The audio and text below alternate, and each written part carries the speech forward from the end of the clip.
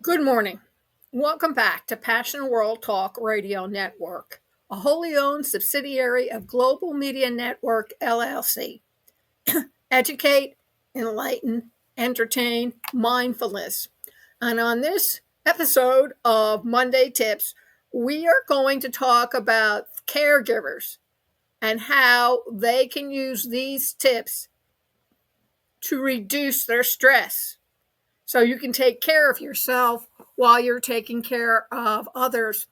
You can find this at the Mayo Clinic under their healthy lifestyle section. And it was written by the total of the Mayo Clinic staff. Excuse me. Title is Caregiver Stress Tips for Taking Care of Yourself. When you're caring for a loved one, there's stress involved, no matter how good you are in handling it or think you can handle it. And as a caregiver, since you're the primary person who's taking care of your loved ones, you need to preserve your own health and well-being. And as our population ages and more baby boomers find that they will need help, it is estimated that about 1 in 3 adults in the United States is an informal or a family caregiver. I took care of my parents. It was understood that daughters took care of parents. And when I couldn't do it any longer, my brother did it, and he hated it. And he wanted to give it back, but unfortunately, I couldn't take it back. So what is a caregiver? A definition applies to anyone who helps another person in need. A person in need might be an ill spouse or partner, a child with a disability, or an aging friend or relative. Caregivers report higher levels of stress than do people who are not caregivers. It's important for them to know that they too need help and support. Caregiving can be and have many rewards. It's caring for your loved one, which makes you feel better, and it can make your relationship with them stronger. However, the demands of caregiving also cause emotional and physical stress. It's common to feel angry, frustrated, worn out, or sad, and it's common to feel alone. Caregiver stress can put you and anybody else who's doing it at risk of changes in their own health. Factors that can increase caregiver stress include caring for a spouse, living with a person who needs care, caring for someone who needs constant care, feeling alone, feeling helpless or depressed, having money problems, spending money hours caregiving, having too little guidance from healthcare professionals, having no choice about becoming a caregiver, not having good coping or problem-solving skills, and feeling the need to give care at all times. So what are the signs? As a caregiver, you might be so focused on your loved one that you don't see how it's affecting your own health and well-being. These are the signs one should look out for. Feeling burdened or worrying all the time. Feeling tired often. Sleeping too much or not getting enough sleep. Gaining or losing weight. Becoming easily irked or angry. Losing interest in activities that you used to enjoy. Feeling sad. Having frequent headaches or other pains or health problems. Misusing alcohol or drugs, including prescription medications. Don't believe me? I had a grandmother who had arthritis very badly. She was given prednisone. Well, she also wanted to lose weight. So she sort of jiggled what and how much of the prednisone, because prednisone influences you to put on weight. She put herself in a coma for 10 years. Don't mess around with your prescription drugs, folks. It's just not worth it. Missing your own medical appointments. Too much stress over time can harm your health. As a caregiver, you might feel depressed or anxious. You might not get enough sleep or physical activities, or you might not eat a balanced diet. My mom had cancer. She was taking care of my father, who had Parkinson's. She ate junk food all the time. And then she wondered why she was so heavy. Think about it. There is a connection. Women tend to eat when they're under stress. When I'm upset, I always reach for my sugar-free, fat-free ice cream. That's what I do, and I'm not the only one. Many resources and tools can help you care for your loved one and yourself. Make use of them. If you don't take good care of yourself, you won't be able to take good care of anybody else. So what are some of these tips I told you about? Ask for and accept help. Make a list of ways in which others can help you. Then let them choose how to help. Ideas include taking regular walks with the person you care for, cooking a meal for you, and helping with medical appointments. Set goals you can reach.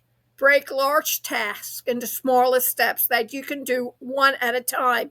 Make lists of what's most important. Follow a daily routine.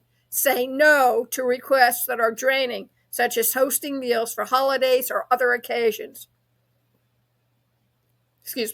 Get connected. Learn about caregiving resources in your area. There might be classes you can take. You might find caregiving services such as rides, meal delivery, or house cleaning. Join a support group. Stay connected to family and friends who support you. Make time each week to visit with someone, even if just a walk or a quick cup of coffee.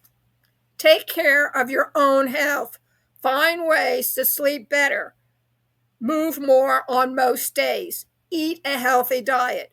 Drink plenty of water. Many caregivers have trouble sleeping. Good sleeping is important for your health. If you have trouble getting a good night's rest, talk to your healthcare professional. See your healthcare professional yourself. Get the vaccines you need and regular health screenings. Tell your healthcare professional that you're a caregiver. Talk about worries or symptoms you have. Respite care. It may be hard to leave your loved one in someone else's care, but taking a break can be the best thing you can do for yourself and the person you're caring for. Types of respite can include in-home. Healthcare aides come to your home to spend time with your loved one. Give nursing services or both. Adult care centers and programs. There are centers that give daycare for older adults, and they also can take care of younger children. The two groups might even spend time together. Short-term nursing homes. Some assisted living homes, memory care homes, and nursing homes accept people who need care for short-term stays while caregivers go away. A word to the wise, though. Make sure that when you do this, that if you have a religious background, just don't put them in any old assisted nursing facility. My mom put my dad in a Roman Catholic nursing facility. Well, he wasn't Roman Catholic, and he got very sad, depressed, and so they had to transfer him to another denominational home. So make sure you're careful and do your homework first. You're working outside the home. Caregivers who work outside the home can feel overburdened. If this is you, think about taking leave from your job for a time if you can afford to do so. Employees covered under the Federal Family and Medical Leave Act may be able to take up to 12 or more weeks of unpaid leave a year to care for relatives. Ask your Human Resource Office about your choices and unpaid leave. And ask for the help you need. You're not alone. Elder Care Locator, or contact your local area agency on aging to learn about services in your area, or try your state's Aging and Disability Resource Center. You can find these resources online, or if they still make them, in a telephone directory. There are also mobile apps and web-based services that can support caregivers. These services can help build coping skills and teach you about caregiving. And from the Mayo Clinic, you can sign up for and stay up to date on research advancements, health tips, current health topics, and expertise on managing your health. So contact the Mayo Clinic, go on to their website, and you'll get all the information that you need. Thank you very much for joining us today. This program is sponsored by two companies, Conscious Research Solutions. If you need help in research, go over to passionworldtalkradio.com/research made simple blog. Read all the pain points that can afflict you when you're doing research. There's 3 levels, beginning, mid, and advanced.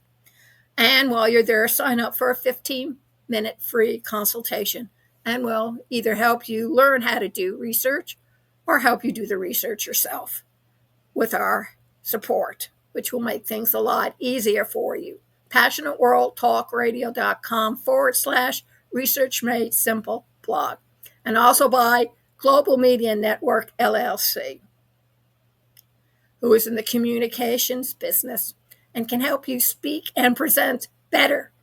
So check us out. Thank you very much for joining me this morning, and I hope these tips hit you if in the future you need to become a caregiver to someone you love, cherish, and respect. Have a great day.